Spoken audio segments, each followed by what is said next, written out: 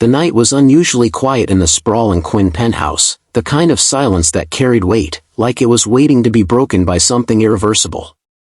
The floor-to-ceiling windows revealed a glowing cityscape below, but inside, the air was heavy with tension. Alexander Quinn stood near the grand marble fireplace, his expression unreadable, dressed sharply in a dark suit that matched the mood of the room. His hands were clasped behind his back, a posture he often assumed during business negotiations, cold, calculated, and removed.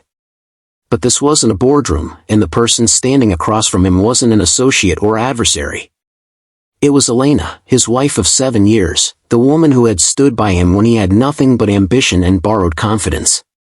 Elena, wearing a soft cashmere sweater and dark jeans, looked strangely out of place in the gleaming, modern opulence of the room.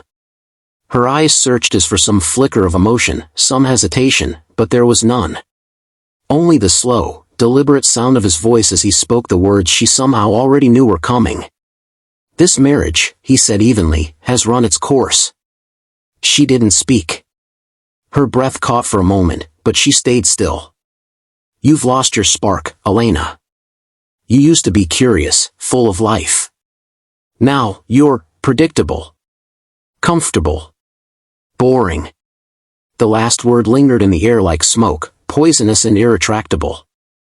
She blinked slowly, as if the sentence needed time to register. There was no shouting, no tears, at least not yet. Elena wasn't a woman who begged. But something deep in her chest cracked quietly, like porcelain under pressure. "Boring," she repeated softly, more to herself than to him. Her voice didn't tremble, though the pain swelled behind her ribs. He didn't look away. His eyes were steel, his posture unmoved. She had seen this version of him before, when he cut deals, fired executives, or walked away from investments. Now she realized he saw her as one of those, an investment that had stopped performing. Behind him, down the hall, a laugh rang out. Feminine, high-pitched, and unmistakably flirtatious. Elena turned her head slightly and caught a glimpse of Serena Vale, young, striking, and oozing the kind of artificial charm that came packaged with 1,000,000 followers. She was dressed in a silk robe, glass of champagne in hand, scrolling through her phone like this was just another day in paradise. The message was clear. She wasn't just a temporary distraction, she was the replacement. "I see," Elena said quietly, drawing her eyes back to Alexander. Her voice had a calmness that surprised even her. It wasn't resignation, it was a gathering of strength, quiet but certain. She looked around the penthouse, once their shared dream, now just a showroom for everything she no longer belonged to. The art, the imported furniture, the cold, gleaming kitchen, all pieces of a life that had slowly become hollow. "You've made your decision," she continued. "So have I." Without another word, she turned toward the bedroom and began to pack. She didn't take much, just a suitcase, a few clothes, her sketchbook, and a framed photo from their early days. She paused as she picked it up. It was from the day he had signed the first big deal, the two of them sitting on a park bench, grinning like fools, still smelling like cheap coffee and possibility. She slipped it into her bag without looking at it again. Alexander didn't follow her. He didn't try to stop her or explain himself further. When she rolled the suitcase toward the door, he was still standing where she had left him, by the fireplace, a glass of whiskey now in hand, watching the flames like they held more meaning than the woman who had just walked out of his life. As she opened the door, she cast one last glance over her shoulder. Their eyes met, just briefly. There was no apology in his gaze. No regret. Only detachment. The hallway outside felt colder, quieter, but somehow freer. The doors clicked shut behind her with finality. Elena stood for a moment, her hand on the suitcase handle, heart pounding beneath the surface of her calm. She had walked into that apartment as a wife, a partner, a woman trying to hold together something broken. She was walking out with only a suitcase, and her dignity. The rest, whatever it would become, would be hers to rebuild. She remembered the way his hands used to tremble before every pitch, every investor meeting, every deadline that felt like the end of the world. Back then, Alexander wasn't the composed billionaire who stood like marble under pressure. He was a hungry, anxious dreamer who often doubted himself. Elena had met him in college, during their sophomore year. He had crashed a literature class by mistake, looking completely out of place among poetry discussions and philosophical debates, wearing a hoodie stained with coffee and a backpack full of tech schematics. She had smiled at him then, amused by how confident he pretended to be, even while clearly lost. That moment had been the beginning of something that once felt like fate. They started as friends, always arguing about everything. He believed in logic, she believed in emotion. But somewhere between midnight study sessions, shared ramen dinners, and long walks back from the library, they found each other in ways no one else had. It wasn't glamorous, it was raw, unfiltered, and deeply intimate. Elena could still recall the night he first confessed his startup idea. They were sitting on the roof of their old building, the stars above barely visible through city haze. He had spoken quickly, nervously, pacing while she sat still, listening. He explained his concept with a passion that overtook his stuttered delivery, his eyes lit with hope and fear in equal measure. When he finished, he looked at her as if waiting for validation. She didn't hesitate, she told him he was brilliant. From that moment on, she became his anchor. She edited his presentations, cooked meals while he coded for hours, and worked double shifts to help pay the rent when things got tight. There were nights he'd come home frustrated, defeated by investors who didn't believe in him, and she'd sit beside him in silence, her hand resting gently over his. She didn't always understand the tech, but she believed in him. More than he ever believed in himself. Their apartment back then was barely livable, thin walls, flickering lights, unreliable heat. But it was theirs. And in that cluttered, chaotic space, they built something real. They danced barefoot in the kitchen. They argued over nonsense. They whispered dreams into each other's skin. She had imagined growing old with him, building a family after the company took off, finding joy in the little things like Saturday morning coffee and quiet Sunday walks. But dreams don't always unfold the way you imagine. The company did take off. After 2 major funding rounds and a breakthrough acquisition, Alex Quinn became a name whispered with awe in Silicon Valley circles. Their lives changed quickly. There were penthouses, private flights, galas, red carpets. Elena tried to adapt, to fit into the sleek designer mold that came with being a billionaire's wife. But the deeper Alex sank into his new world, the more she felt like a fading photograph, beloved in memory, irrelevant in the present. She wasn't glamorous like the women he was suddenly surrounded by.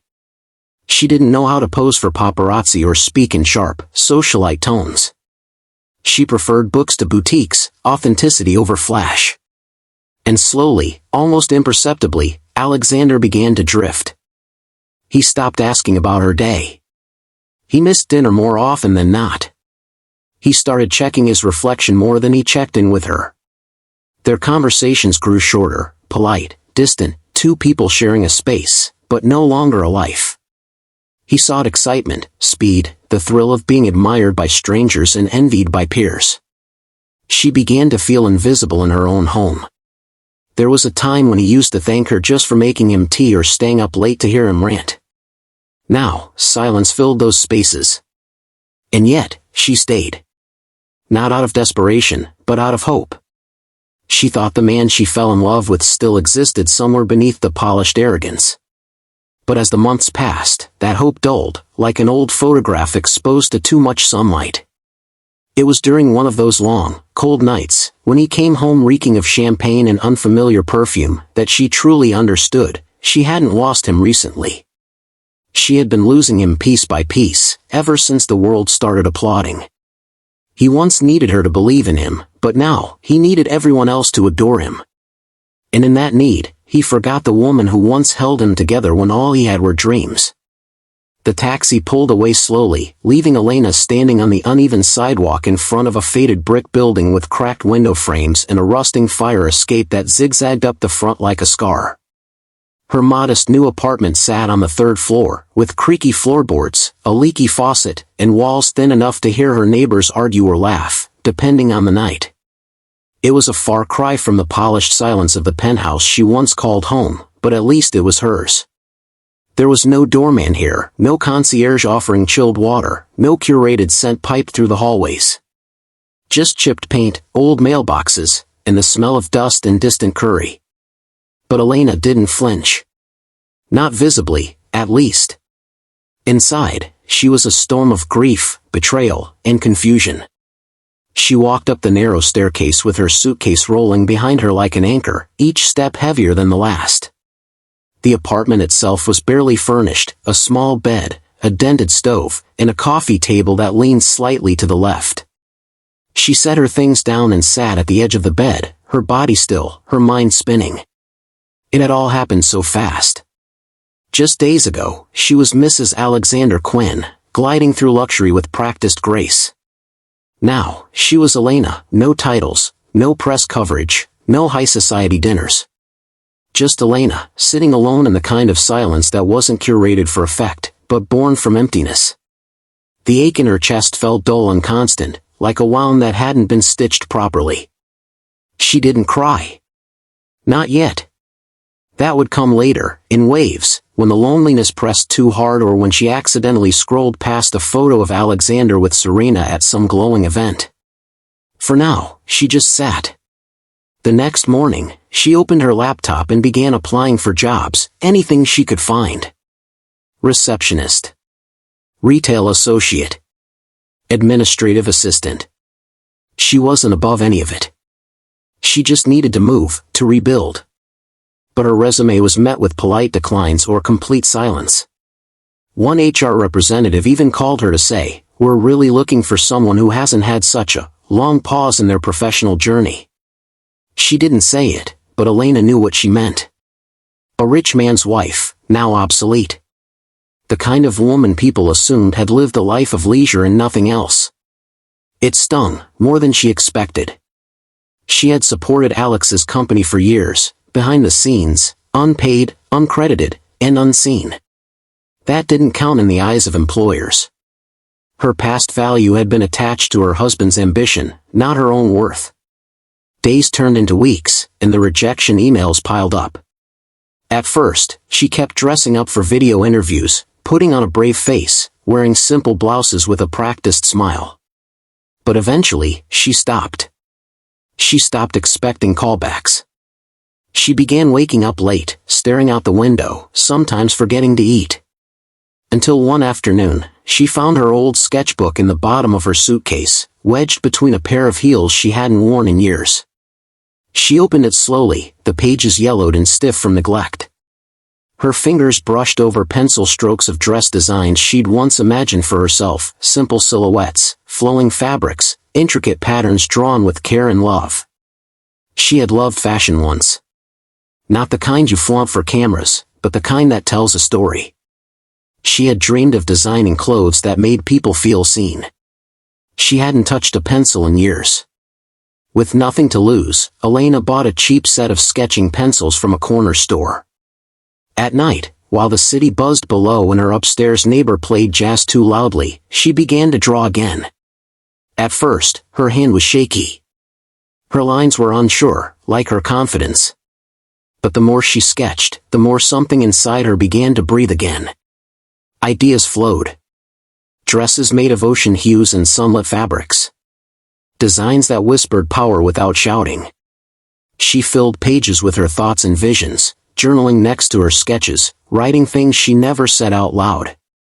It was healing, even if no one ever saw it. One rainy afternoon, she took her sketchbook to a quiet cafe that doubled as a vintage boutique, hoping to sketch away from the four suffocating walls of her apartment.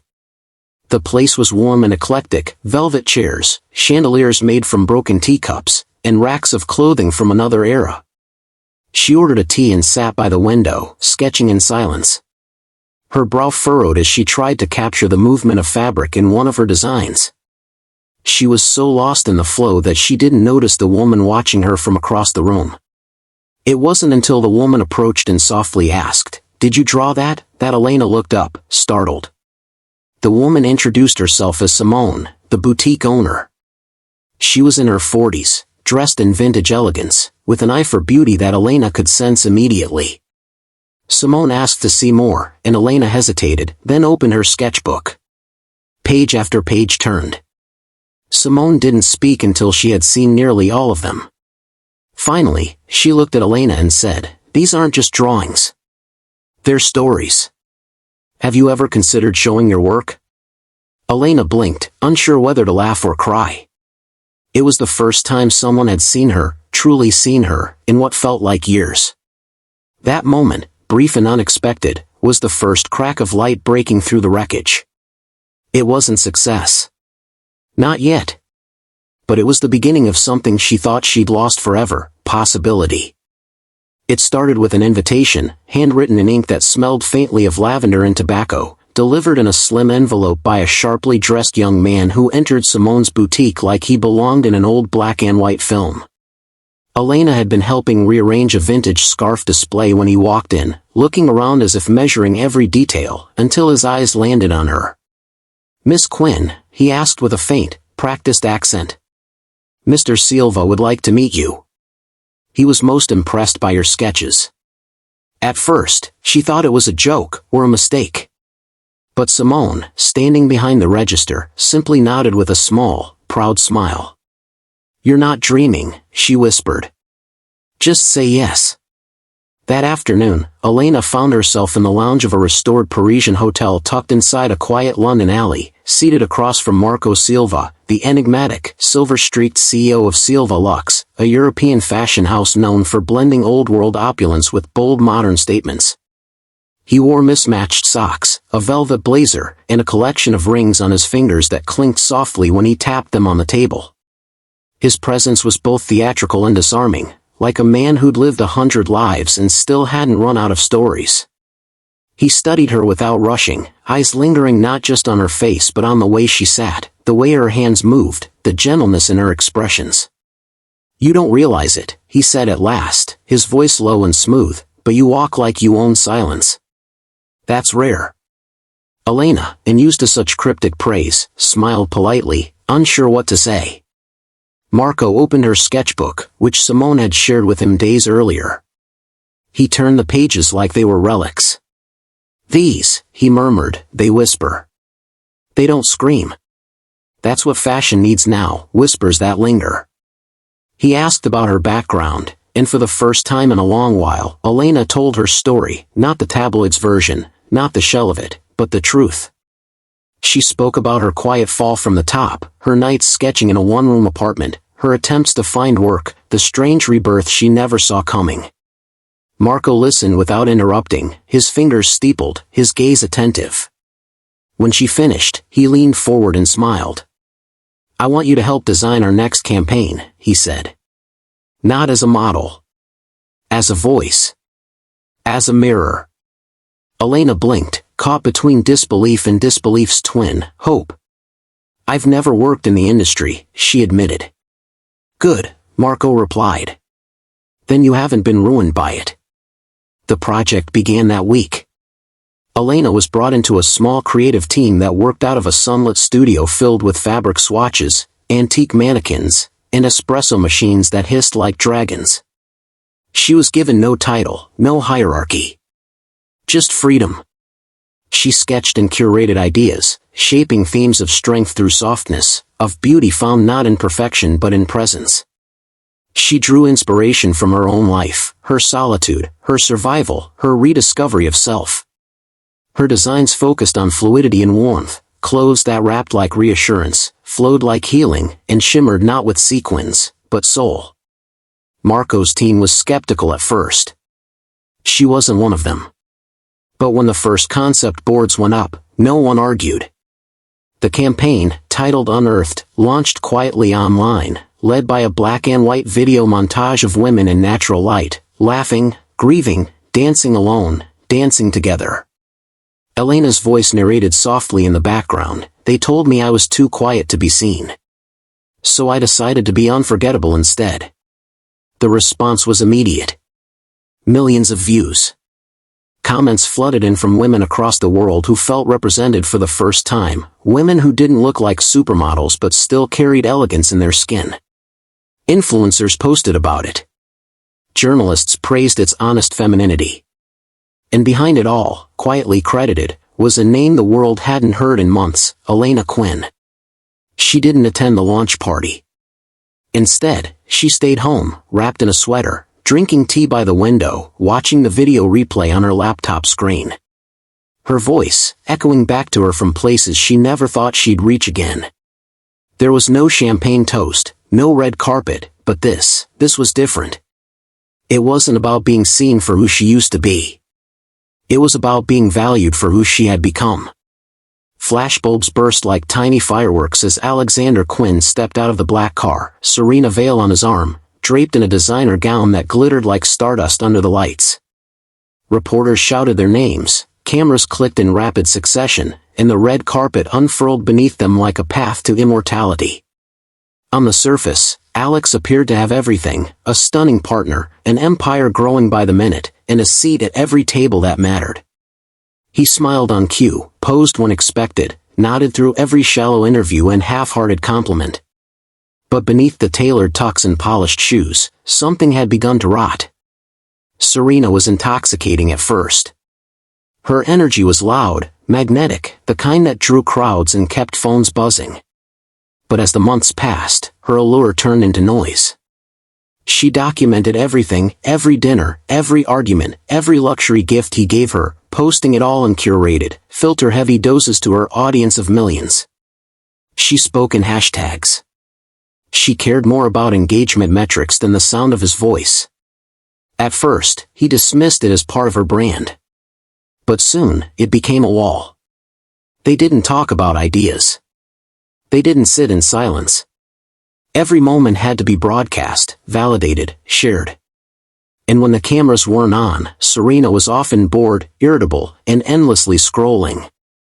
The contrast hit him hardest during quiet moments, when he'd return home from a long meeting and find Serena live streaming in their bedroom, shouting into a ring light about skincare routines. Or during dinners, when she would interrupt conversations to pose for a picture, then criticize the lighting, then blame him for not looking naturally candid enough. There was no softness in her, no depth behind her theatrics. And without realizing it, he began to miss the quiet comfort of another life. He missed Elena's steady presence, the way she asked thoughtful questions, the way she listened, not to reply, but to understand. He missed real conversations, the kind that didn't end with "let me just check something on my phone real quick." He missed being known without needing to perform. One night, after yet another hollow gala filled with people who only smiled when the cameras were on, he found himself alone in his study. Serena was out, attending an influencer-only retreat in Ibiza, and the silence of the penthouse was deafening. He opened his laptop and typed Elena's name into a search bar. There was nothing. No interviews. No photos. No social media accounts. She had vanished completely, like a ghost swallowed by the city. He scrolled through old articles, tabloid gossip, speculation about their divorce, and a single photo of her walking away from their old building, head held high, carrying a suitcase. He stared at it for a long time. She looked calm. Not broken. Not bitter. Just gone. It unnerved him more than anything. He had expected to see her trying to reclaim relevance, seeking validation, clinging to something. Instead, she had disappeared with grace. And in her silence, she said everything. The television flickered in the corner of the penthouse living room, casting a soft glow over the glass coffee table and the untouched scotch in Alexander's hand. The room was dimly lit, the skyline of the city stretching behind him in all its glowing, indifferent glory. He sat alone on the sleek, modern sofa. Serena had just returned from Paris but was already upstairs filming a skincare haul for her followers, her laughter echoing faintly through the marble halls. He wasn't listening to her anymore. Lately, the silence spoke louder. He picked up the remote and began flipping through channels, pausing absent-mindedly on a fashion network broadcasting a luxury gala event live from Milan. He recognized the venue, Villa Sant'Angelo, a place he'd been invited to a dozen times but never bothered attending. Tonight's broadcast had a muted elegance to it, different from the gaudy celebrity events Serena usually dragged him to. There was something classic about the lighting, the slow camera pans, the quiet reverence in the host's voice. And now, the host was saying, "We come to the highlight of tonight's showcase, a face the fashion world didn't see coming." In a year of noise and spectacle, this woman arrived like a whisper and changed everything. The camera panned across the glittering crowd, champagne glasses raised, flashes popping, murmurs building. "Ladies and gentlemen, the new global ambassador of Silva Lux, Elena Quinn." Alex sat up slowly, the scotch glass slipping slightly in his fingers. The name hit like a punch to the chest, so familiar, so far away, so completely unexpected. And then she appeared. The screen filled with her image, stepping onto the stage in a dress that flowed like moonlight, simple, structured, stunning. Her hair was swept back, her makeup soft and radiant, but it was her presence that struck him. She didn't try to command the room. She didn't need to. She was calm, composed, breathtakingly elegant.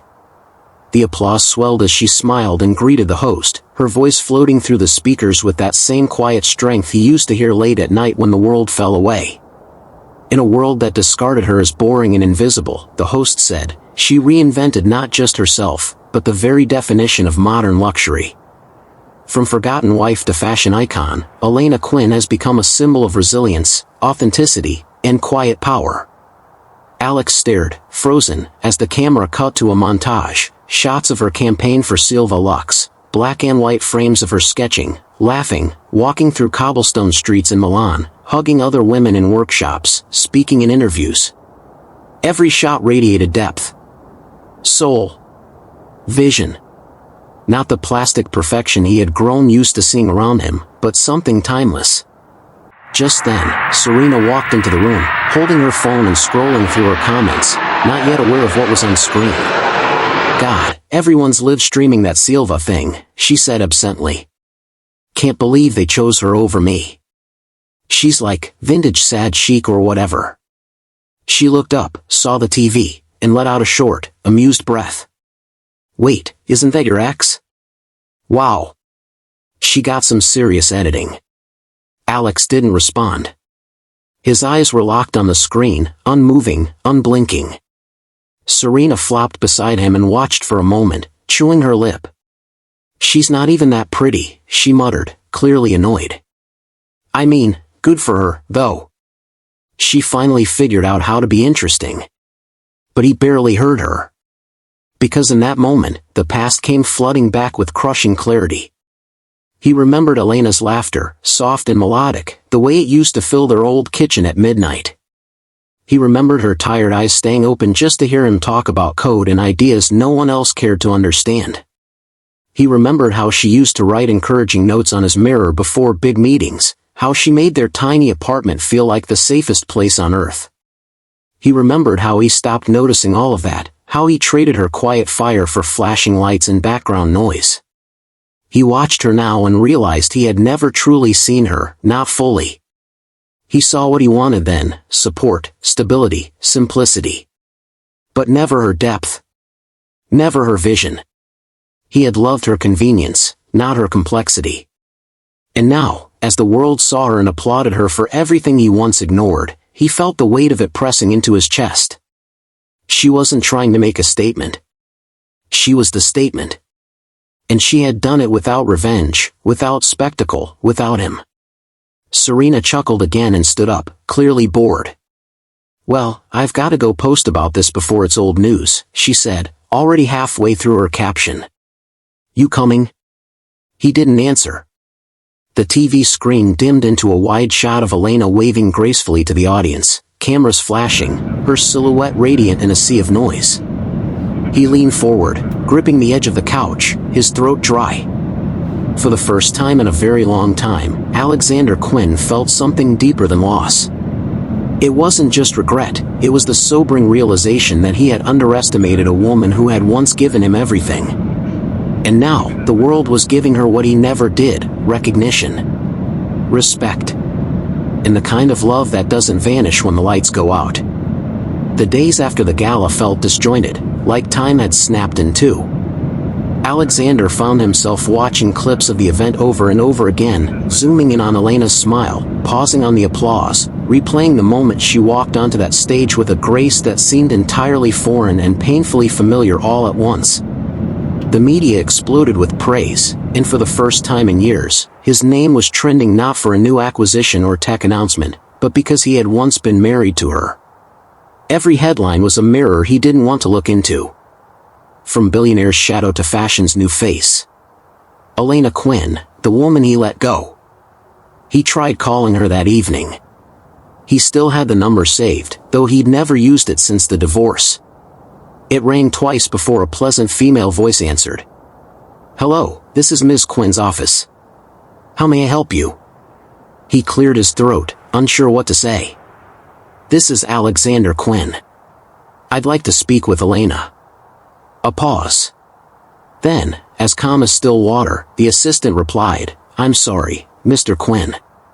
Ms. Quinn isn't taking personal calls at this time. Especially not from former connections." Before he could respond, the line went dead.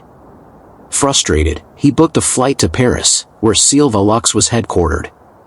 The building was as elegant as the brand itself, an Art Deco masterpiece with frosted glass doors and a gold-lettered sign that shimmered in the afternoon sun. He arrived without an appointment, hoping his name would carry enough weight. It always had before. But not this time. A receptionist greeted him with the kind of polite detachment reserved for tourists in luxury stores. "I'm here to see Elena Quinn," he said, adjusting the cuffs of his coat. "Tell her it's Alex." The receptionist typed something into her computer and gave a small, professional smile. "I'm afraid Miss Quinn is unavailable. Her schedule is full." "Then Marco," Alex pressed. "Marco Silva. He'll see me." She hesitated, then picked up the phone and spoke quickly in French. A few moments later, she nodded and gestured to the elevator. "Mr. Silva will give you 5 minutes." The office was a museum of creativity, fabrics, sketches, and abstract sculptures placed like artifacts of brilliance. Marco stood by the window, dressed in another velvet jacket and a scarf that looked older than time. He turned slowly, an amused smile tugging at his lips. "Alexander Quinn," he said, extending a ringed hand. "The man who once had the sun and mistook it for a lamp."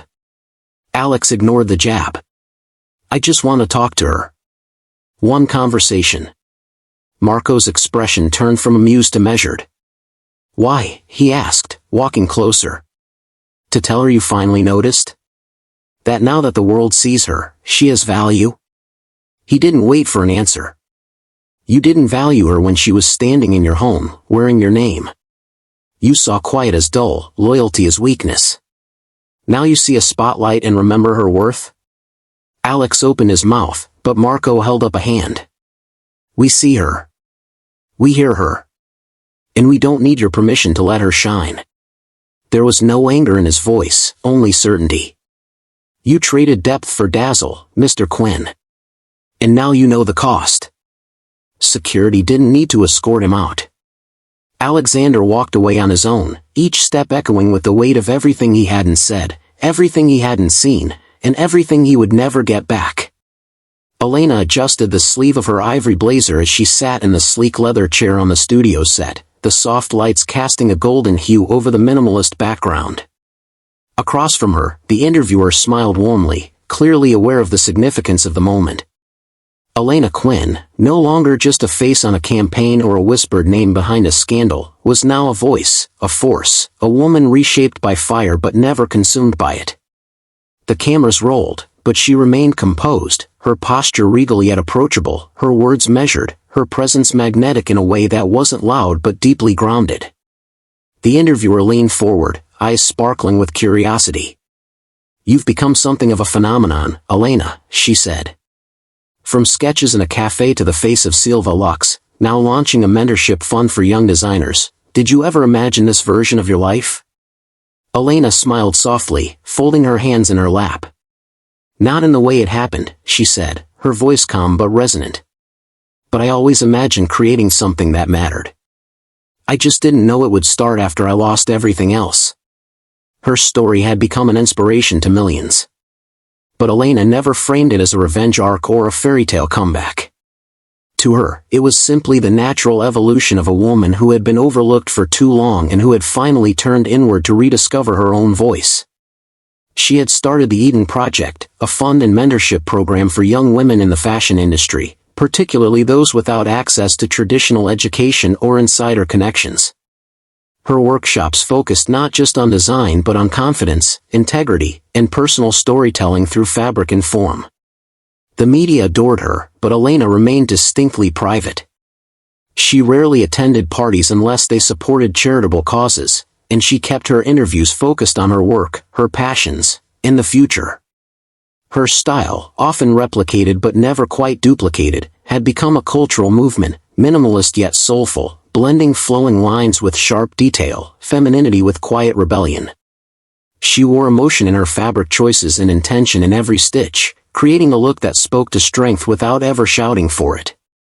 When asked about her past, particularly her high-profile divorce, she always offered the same response, a graceful sidestep.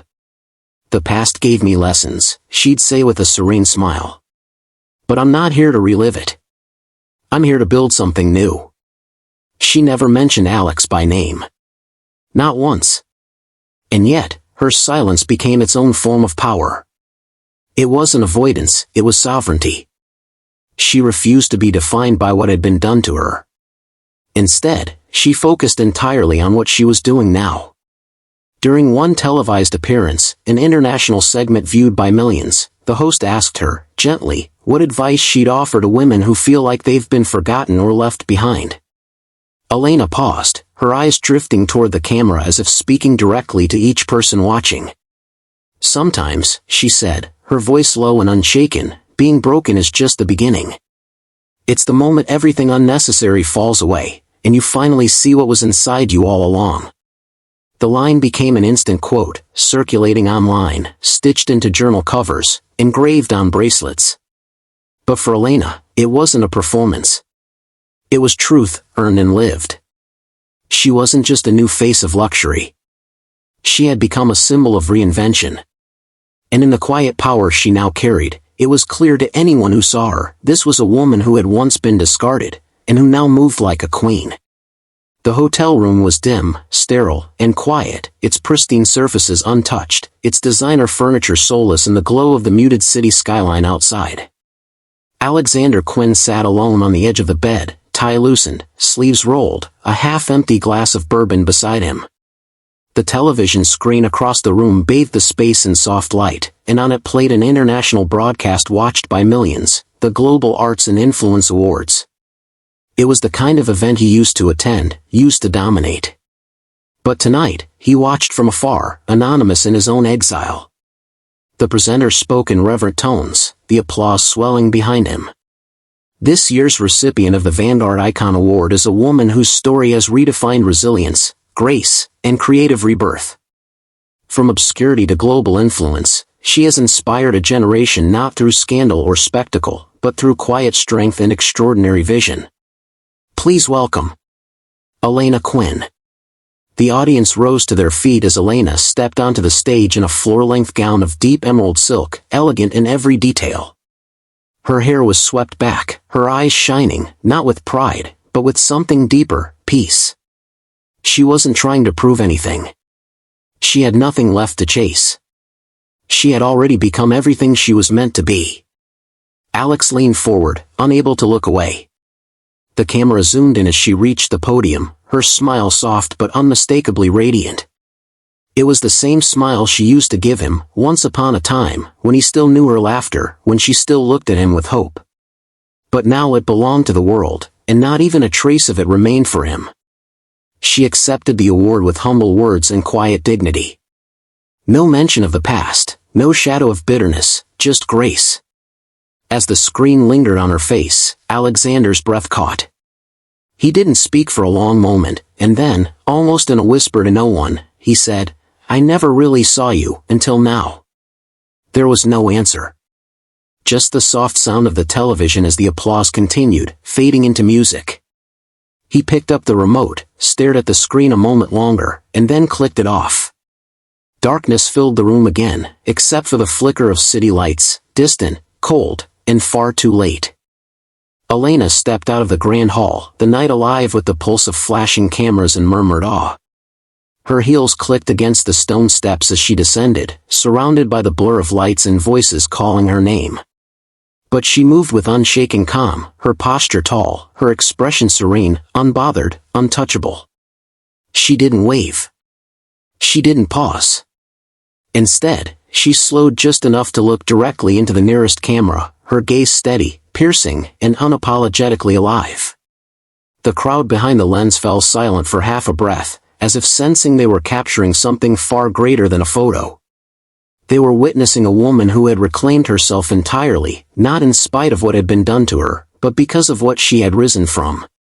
As the shutters clicked, her voice echoed in quiet voiceover, smooth as silk, sharp as truth.